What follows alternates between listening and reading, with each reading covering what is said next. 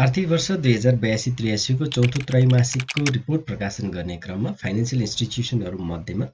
एउटा commercial bank Nabil बैंकले प्रकाशन गरेको छ आफ्नो चौथो क्वार्टरको रिपोर्ट प्रकाशन गरेपछि नबिल बैंकको अवस्था हेर्दा धेरै जसो फन्डामेन्टल इन्डिकेटरहरूमा नबिल बैंकले राम्रो प्रगति गरेको यसको रिपोर्ट प्रकाशन भएको छ। 82-83 को चौथो क्वार्टरमा आइपुग्दा पेड अप क्यापिटल 32.06 अर्ब जुन अघिल्लो वर्षको तुलनामा 18.48% वृद्धि,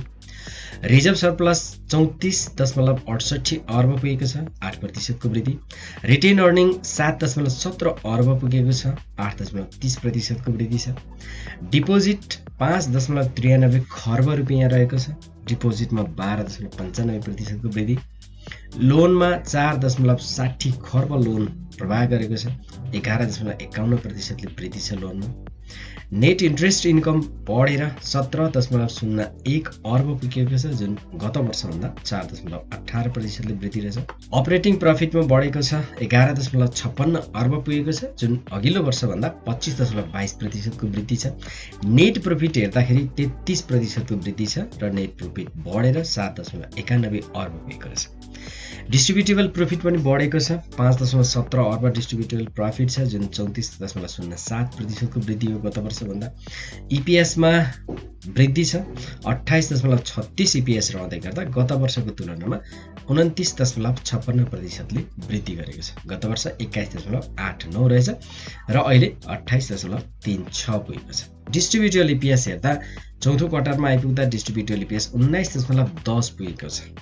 जुन गत वर्षको तुलनामा 34.04% ले बढियो, गत वर्ष 14.25 रहेछ, नेटवर्थ 2.47 पुगेको छ 4.97% को वृद्धि छ, रिटर्न अन इक्विटी 10.11 रहेको छ 3.48% को वृद्धि छ,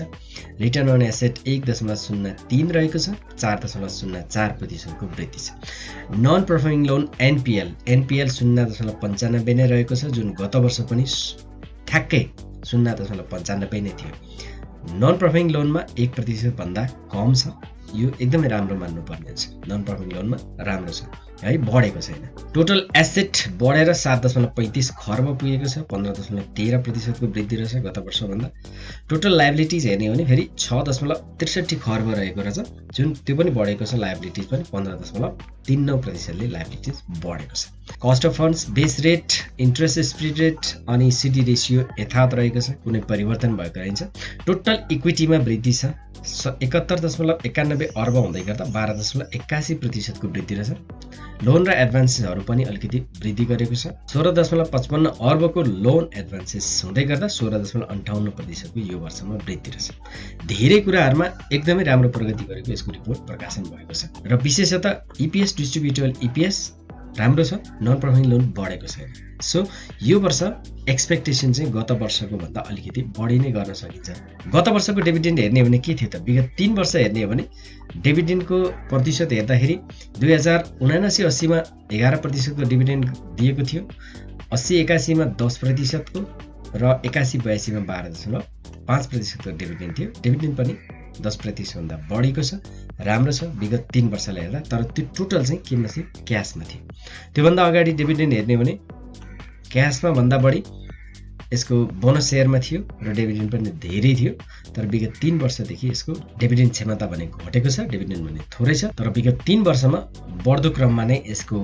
क्षमता भने छ। लगानीकर्ताले प्रतिफल पाउने भनेको डिस्ट्रिब्युटेबल इपिएस लाई बढी प्रायोरिटी दिने, एनपिएल मा जाने हुनाले त्यो बढ्दो क्रममा नै छ। गत वर्ष 12.5% को क्याश डिभिडेन्ड दिएको थियो, त्यो दिँदाखेरि कति थियो भन्दा डिस्ट्रिब्युटेबल इपिएस नै जम्मा 14.25 थियो, जसबाट 12.5% को क्याश डिभिडेन्ड दिएको थियो भने यो वर्ष बढेर 19.10 पुगेको छ डिस्ट्रिब्युटेबल इपिएस। त्यसैले अलिकति अपेक्षा भने गत वर्षभन्दा सायद केही न केही प्रतिशत बढीले दिन्छ होला भन्ने अपेक्षा भने गर्न सकिन्छ। रिपोर्ट आएसँगै नबिल बैंकको टेक्निकल चार्ट हेर्दाखेरि के छ अवस्था भन्दा, नबिल बैंकको टेक्निकल चार्टले चाहिँ के बताउँछ भने रिपोर्ट राम्रै आउँछ भन्ने कुरा यसले पहिले थाहा पाइसकेको छ भने जस्तो एक लेभलको वृद्धि यसले भइसकेको छ र एउटा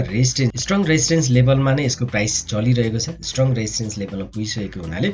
अबको बाइङ डिभिडेन्डको अपेक्षाका साथ अबको बाइङ भने उपयुक्त हुँदैन जस्तो लाग्छ है। अबको बाइङ यदि तपाईँले नोबेल ब्याङ्कलाई नै टार्गेट गर्नु भएको छ भने चाहिँ सानो भए पनि करेक्सनलाई वेट गर्नुहोस्, अर्थात् करेक्सन हुँदा मात्रै बाइको स्ट्राटेजी बेटर हुनसक्छ र अबको बाइङले डिभिडेन्डको अपेक्षाका साथ अबको बाइङले भने त्यो प्रतिफल चाहिँ अलिकति त्यो लेभलमा नआउन सक्छ। भलै प्राइस मुभमेन्ट भने एकदम पोजिटिभ वेमा अप ट्रेन्डमा नै रहेको पनि देखिन्छ, तथापि अब धेरै अपेक्षा भने गर्न सकिँदैन। केही प्रतिशतको वृद्धि हुन सक्छ, धेरै अपेक्षा नगरौँ, केही वृद्धि पक्कै हुन्छ। आफूसँग छ स्ट्रङ होल्ड गर्ने त डिभिडेन्ड राम्रै दिन सक्छ। लगानीको लागि इन्भेस्टमेन्टको लागि उपयुक्त स्टक हो, एकदम राम्रो स्टक मान्न सकिन्छ। तर अब थोरै सर्ट टर्ममा अलिकति इन्भेस्ट भन्दा पनि ट्रेडिङ पर्पजको लागि सर्ट टर्मको प्लान हो भने चाहिँ नोबेल ब्याङ्कमा अबको बाइङ त्यति उपयुक्त नहुन सक्छ र डिभिडेन्डको अपेक्षाका साथ पनि लगानी गर्ने हो भने पनि अलिकति करेक्सन भएपछिको बाइङ स्ट्राटेजी उपयुक्त हुन सक्छ। आरएसआई 67 मा रहेको छ। 67 यो अलिकति अप ट्रेन्डमा नै रहेको हुनाले केही दिनको वृद्धि हुन पनि सक्छ र यति धेरै अप्टिमिस्टिक भएर यो खरिद गर्ने अवस्थामा भने आरएसआईले पनि त्यस्तो दिएको चाहिँ छैन। सो स्टोकास्टिक आरएसआई भने अलिकति डाउन ट्रेन्डमा देखिएको छ है। अन्य इन्डिकेटरहरू तपाईँले आफै हेरेर विश्लेषण भने गर्न सक्नुहुन्छ अनि मात्र डिसिजन गर्न सक्नुहुन्छ।